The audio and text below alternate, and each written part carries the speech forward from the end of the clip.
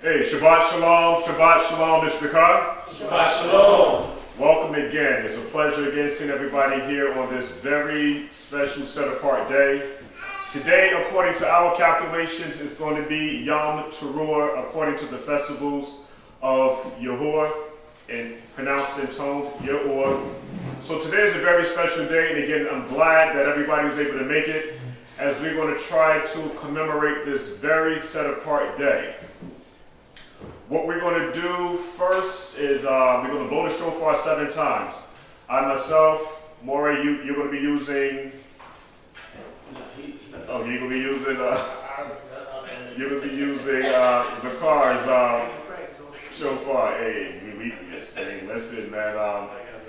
The Ruach is flowing today, so you got it. Yes. We have our chief elder. He has his shofar. We have Shalom, he has his shofar. And so what we're going to do is have a beautiful service today, blowing the shofar 7 times. And we'll get a little bit about what that actually means, the blowing of the shofar 7 times, all right? But we can go ahead and get the lesson started. We're going to stand up and face the east. And we're going to have our executive Morey Eliyahu to begin with prayer. But first we're going to blow the shofar 7 times, and then so we're going to try to have some type of unison here, all right? 7 times. I know, Shalom, I mean, you got the whole musical tune to it, all right? I mean, you got this thing aced out. All right, so... I won't say all that, but... Okay, all right, let's get started.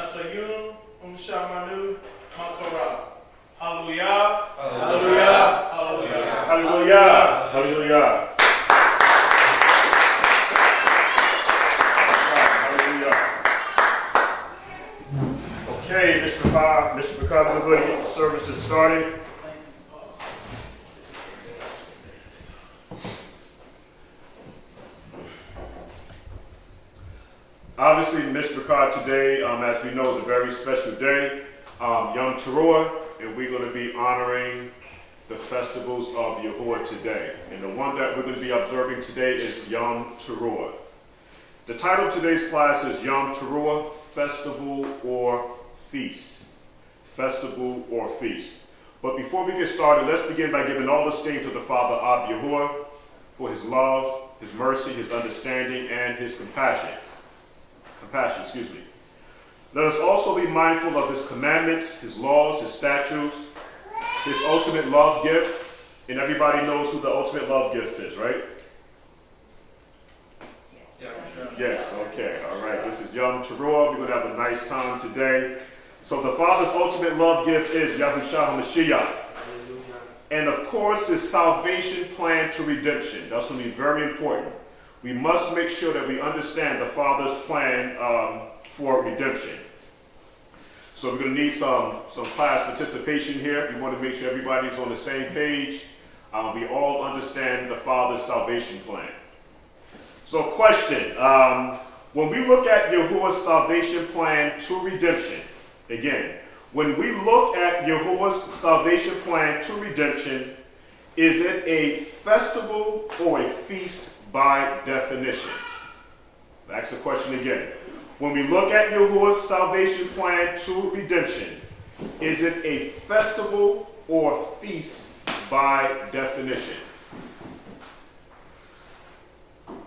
Is it a festival or feast based upon the definition of the word there? Is it a festival or is it a feast? Well, I would think that it's a festival because it's a celebration. Okay, so the men are saying it's a festival. What we have with the sisters going on here? I mean, a feast is just a large meal, so a festival. Hallelujah. Okay, so everybody's on point here. So a feast, whenever we think of a feast, we talk, it means like Thanksgiving, something in the minds of like a buffet where you just eat up all of this food here. But we want to share with everybody in the congregation here today is that this is actually a festival of the Father of Yahuah. Second question, because everybody's doing good, all right? So we are going to have food, so everybody gets a chance to eat because everybody's doing good so far, all right? Hallelujah. Yahuah's salvation plan must operate in order. That is very, very important. It must go in order. If it goes out of sequence, the Mashiyach is not who he say he is. If we can't outline the Mashiach's walk, line upon line, okay, that the way that it is actually told to us, the way that it should be done, according to the Father's salvation plan, the Mashiyach is not who he said he is, and we should be expecting someone else to come. All right, but the good news is that the Mashiyach is actually following, okay, verbatim, everything that it was outlined to him in the Old Testament. All right, so it must bear witness of him. So Yahuah's salvation plan must operate in order. Can anyone name these plans of salvation for the nation of Yashra'al? We're looking for anybody share in order the names of the Father's salvation plan according to Scripture, and we're going to ask some of the sisters. So we're going to ask Mashiyach because she's raising her hand, about to jump out of her seat. So we just want to make sure that we give her due honor. Can you please name for us the salvation plan for the nation of Yashra'al, which was outlined in Scripture for us? Pesach. Okay, Pesach is one. Feast of Unleavened Bread. Feast of Unleavened Bread. Shavuot. Okay, we do have Shavuot, but there's one that's missing before we get to Shavuot. Is there a sister that can help out? Not a brother, but a sister. Anybody can help out? I'm sorry. Okay, so if we can get an Akoti. Okay, we're gonna ask for the Akis to hold back a little bit. Is there an Akoti that can share with us what comes before Shavuot?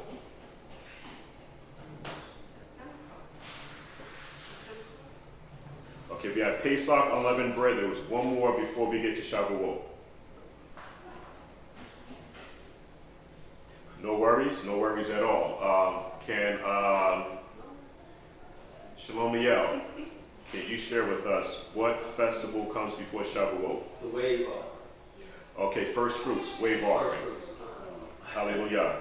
And what comes after Shavuot? If anybody misses what comes after Shavuot, I'm going to ask you if you can please excuse yourself. All right, and we'll talk about it at a future date. Can anybody share with us a Koti or Aki, what comes after Shavuot?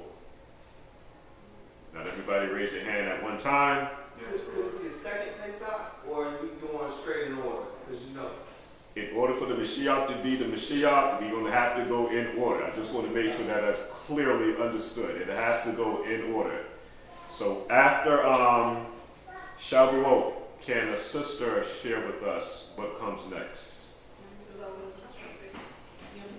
Yeah, hallelujah. So this is the whole purpose why we're here. Okay. Yeah, it's Yom Teruah. Yeah, it's Yom Teruah. And what comes after Yom Teruah?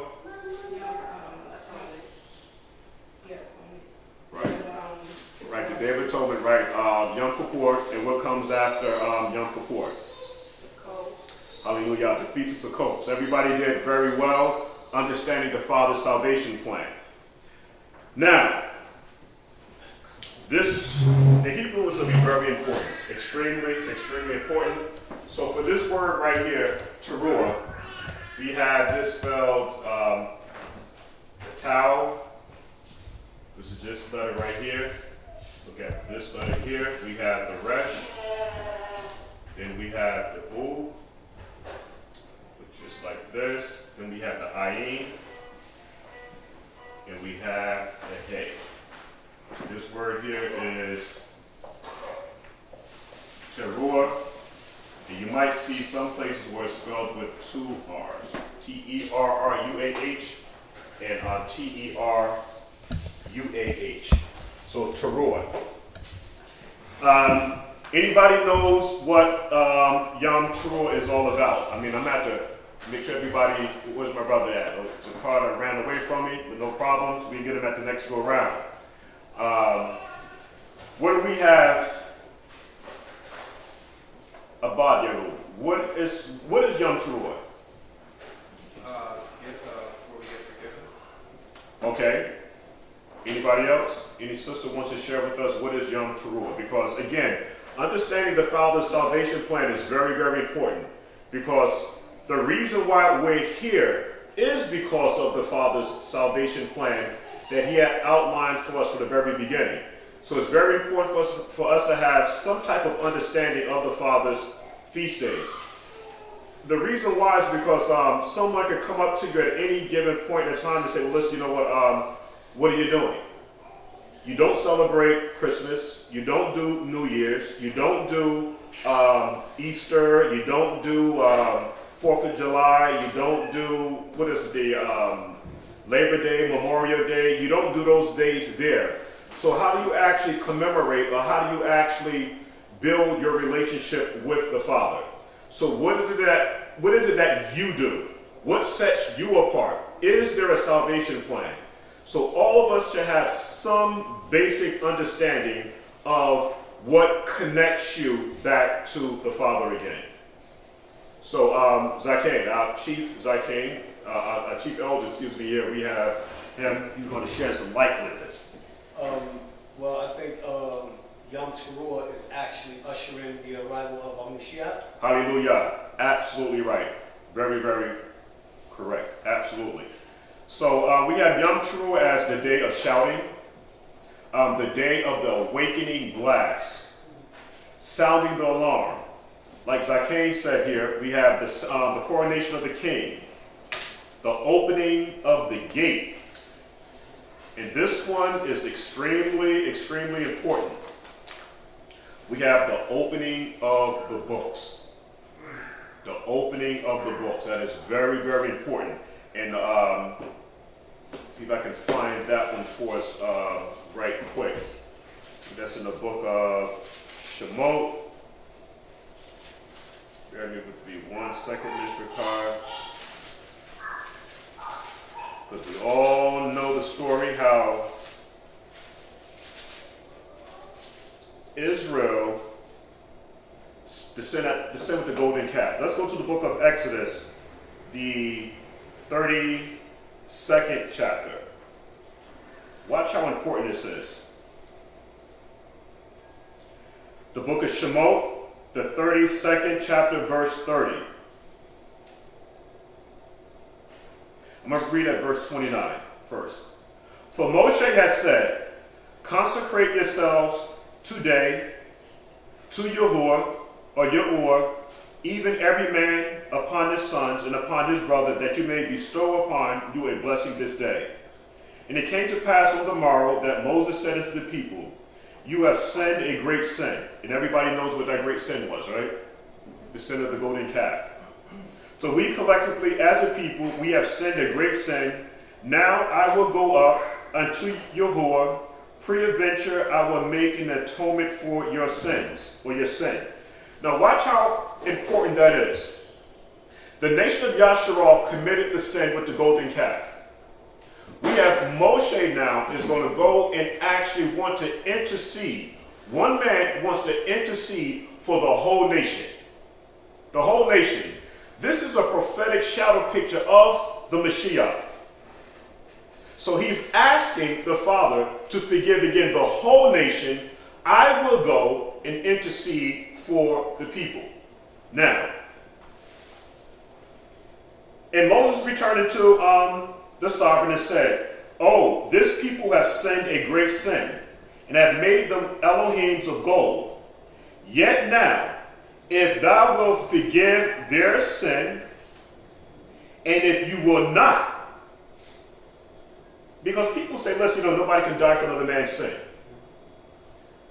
The reason why we're here, something was sacrificed for us.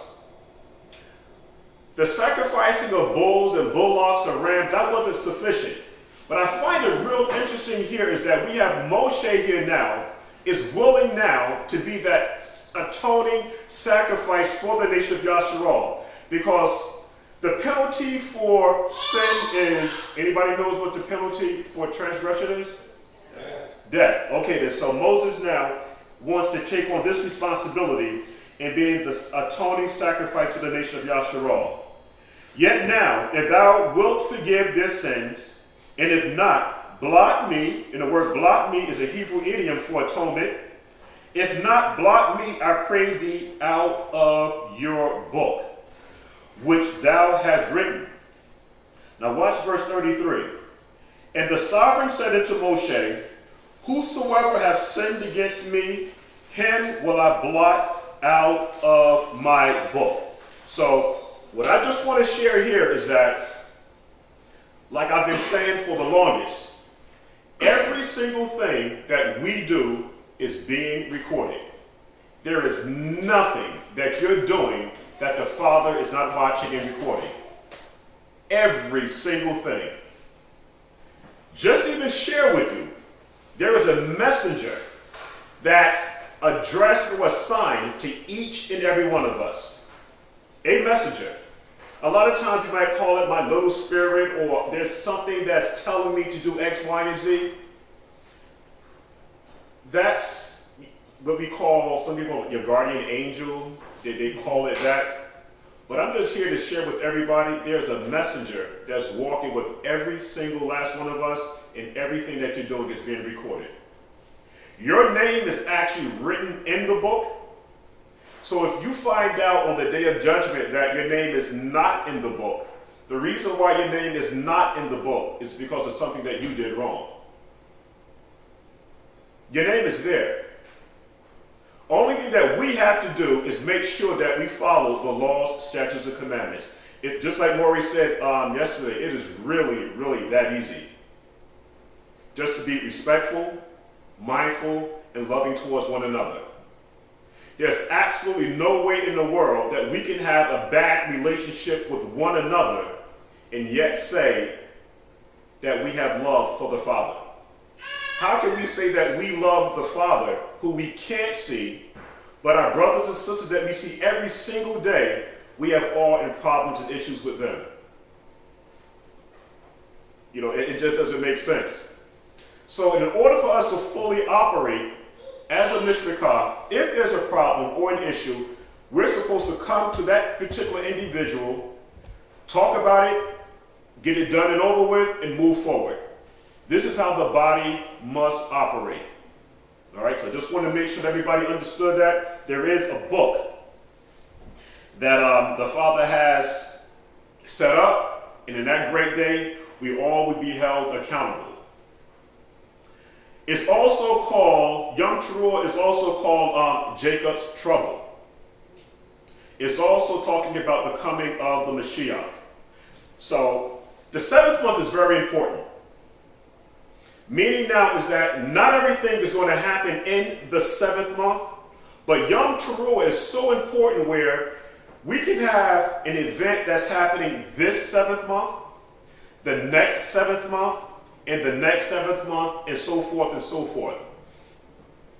We won't be able to do the whole class today, But this is even outlined in the book of Revelations where it talks about the 7 trumpets. So all these things have a very serious link. Very, very serious. So I just pray that everybody really begins to take the walk a little bit more serious. We don't have as much time as we think we have. Aisha, I tell you, man, I hate waiting. I hate waiting. My grandfather used to tell me the reason why I picked up this attitude is because my grandfather would always say, why put off tomorrow what you can do today? Now, we're not saying to jump and do things hastily, but we should be able now, at this late stage of the game, know what it is that we need to do to build our relationships with the Father, with the Father and amongst one another, and go ahead and do what you need to do. That's what Scriptures is all about. And we're going to talk about this a little bit later. When the Father says, wait on me, we have to look at that from a Hebraic perspective. That does not mean that you sit and actually literally wait. That's not what that means. Okay, so we'll get into that a little bit later. Now, in the computer world, whenever there is a problem, we call tech support, right? Now, in verifying claims of salvation, we go to, I'm going to write this down on the board. Whenever there's, we need understanding in Scripture, we have to make sure that we go to the acronym here, TNK. Anybody knows what that, how would you pronounce that? Tanak. Right, Tanak. You're missing just the vowels, right? The vowels. So we have the T represents Torah. The N represents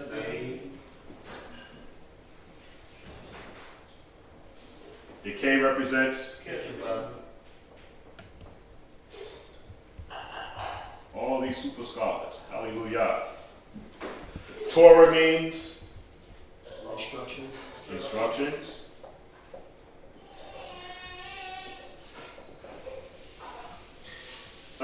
Nevi'im is prophets. And the Ketuvim is the writings. Hallelujah. So whenever there's a problem, anything that we need to verify, we must make sure that we go to tech support. And our tech support is the Torah, the Netuvim, and the Ketuvim. Let's go to the book of Vayikra, the book of Leviticus, the 23rd chapter, verse 1. And what we're going to do is springboard off of what Moray did yesterday. This is not personal. It's not a personal attack. We're going to read it just the way it's outlined here in Scripture. All right. This is not to offend some of the names that Moray made. Yesterday was Becky and Jill, Elizabeth. There are some sisters named Kim, right? So Kim is cool. So we just want to make sure that nobody gets offended. But watch how it reads here in Scripture. Let's do it this way.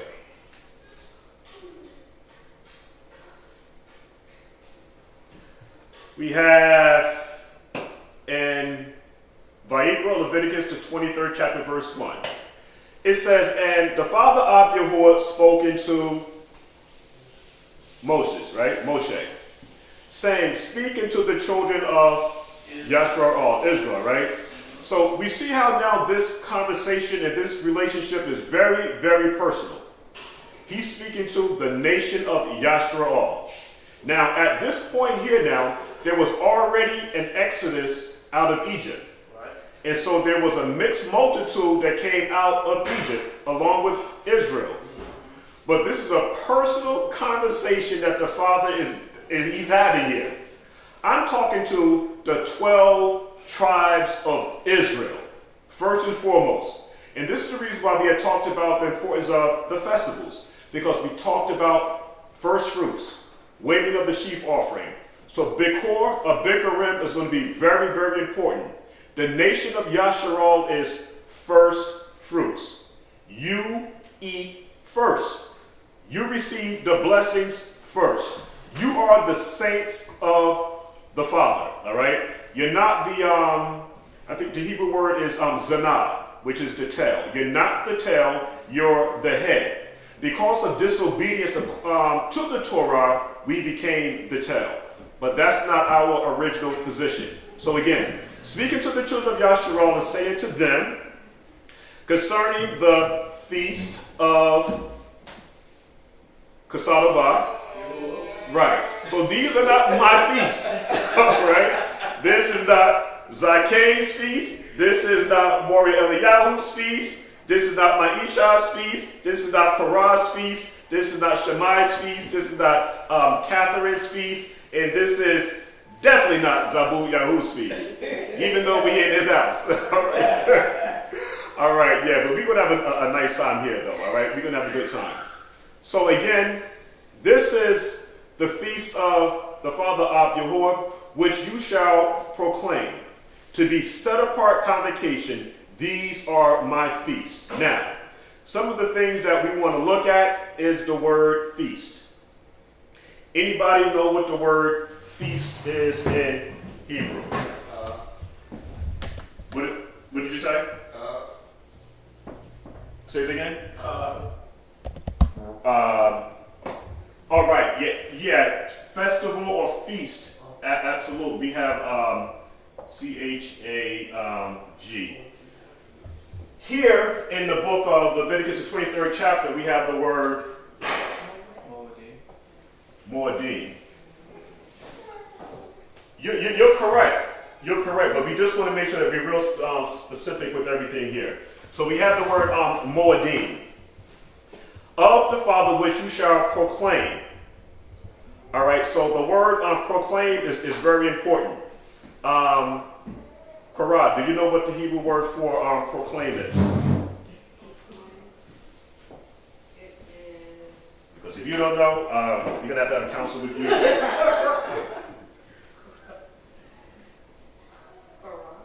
Hallelujah. Hallelujah.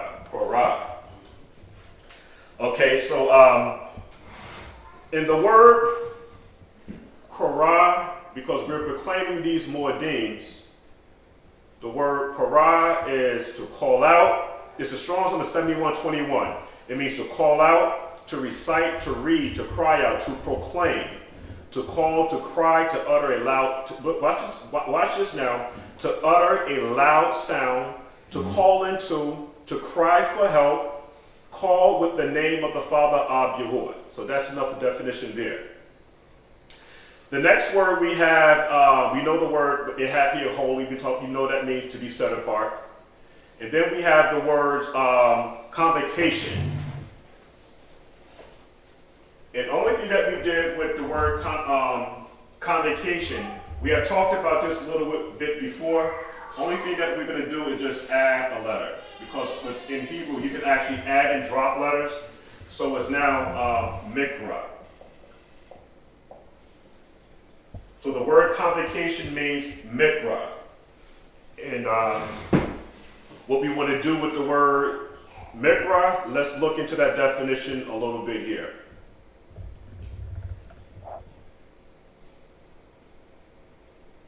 Mikra. Mikra, the Strong's number 4744, is a convocation, a reading, a calling together, convocation, sacred assembly, or a reading. Now, before this is so beautiful. Before we can have a calling, before we can have a convocation, get up here again. What is the first thing we must do in order for us to have a gathering? What is the first thing that we must do? And we're going to ask Shammai, what is the first thing that we must do before we have a Korah and a Mikra? What is the first thing that must be done?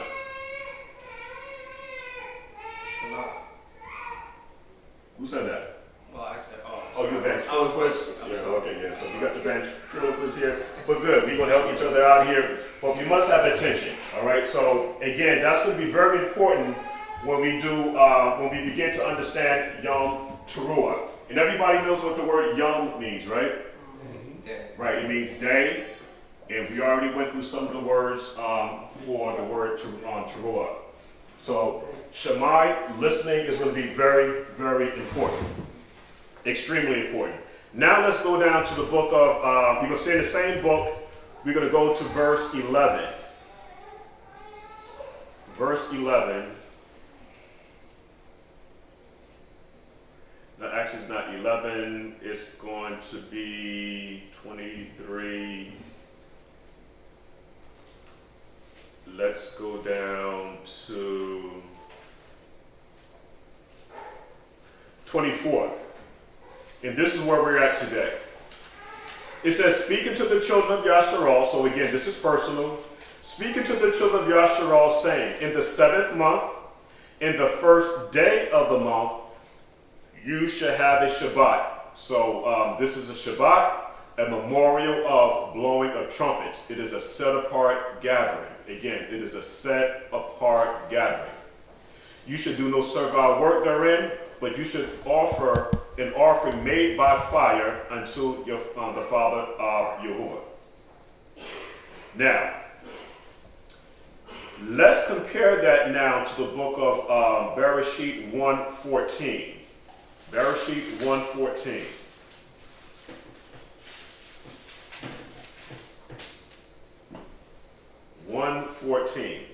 And this is going to tie in with 23:21. I'm just going to read that one more time. And you shall proclaim on the self-same day that it may be a set-apart convocation unto you. You shall do no servile work, a statute, and it should be a statute forever in all your dwellings throughout your generation. Then we have... You said Bereshit? Yes, that was Bereshit. Oh, now we're going to Bereshit 1:14. But Bereshit 1:14, I was tying that in with Leviticus 23:21. Okay. 23:1, excuse me. 23:1 and 2. We have in verse 14, it says, and Elohim said, let there be lights to the firmament of the heavens to divide the day from the night, and let them be for signs. That word signs is the Hebrew word uth. A sign is a signal, something that's going to stand out to be an indicator. And then we have the word seasons. Anybody know what the word seasons, the word season or seasons is in Hebrew? Right, we're back to the word moedim again. So what this should share, or the reason why this is important, is because from the very start, the Father set up a salvation plan for the nation of Yashra'al. Everybody sees that, right? Because in Leviticus, the 23rd chapter, it begins to outline to us, before we get into the land, these are my rules and regulations that you must follow in order for us to now to have a relationship. But if we find it, even before now, the creation or the recreation of man, we have where a salvation plan, the word moedim, was already set up from the very beginning. Now, that's love. All right? That is love. Now, some very important things that we should know about this whole story here. I want everybody to listen to the question real closely. We're going to pick on the men here a little bit. When did the creation year initially begin? Again, the question is, when did the creation year initially